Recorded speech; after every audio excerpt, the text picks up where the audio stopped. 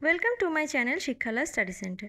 শিক্ষালয় study centre চ্যানেলে আমি আপনাদের সকলকে স্বাগত জানাই।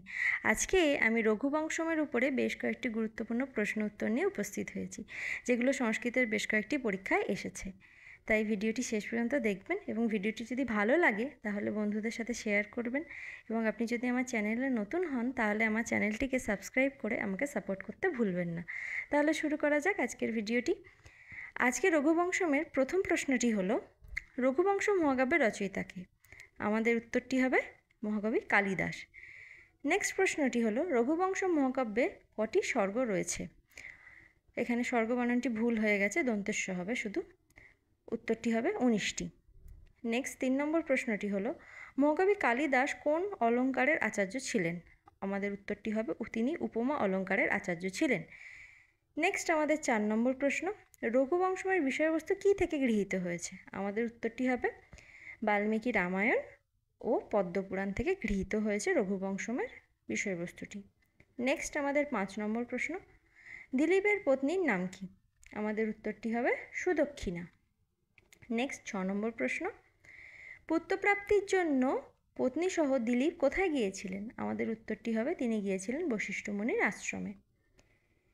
নেক্সট আমাদের 7 নম্বর প্রশ্ন, সুদক্ষিণাকে কে অভিশাপ দিয়েছিলেন? আমাদের উত্তরটি হবে কামধেনু।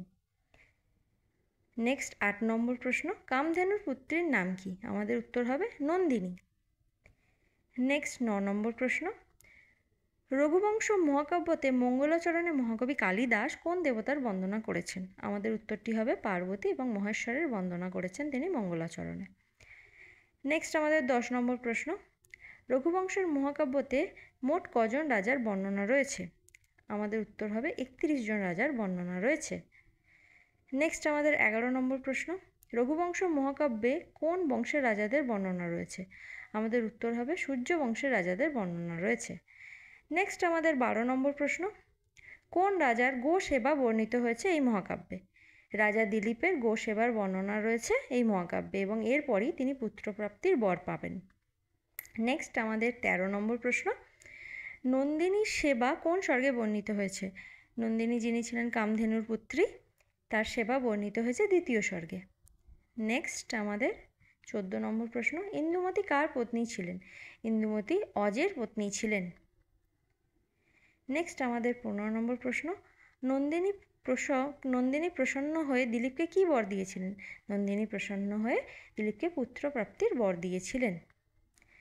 নেক্সট আমাদের 16 নম্বর প্রশ্ন, পত্নীসহ রাজা দিলীপ নন্দিনীর কতদিন সেবা করেছিলেন? এখানে এটা দিলীপ হবে, এইটা হবে দিলীপ।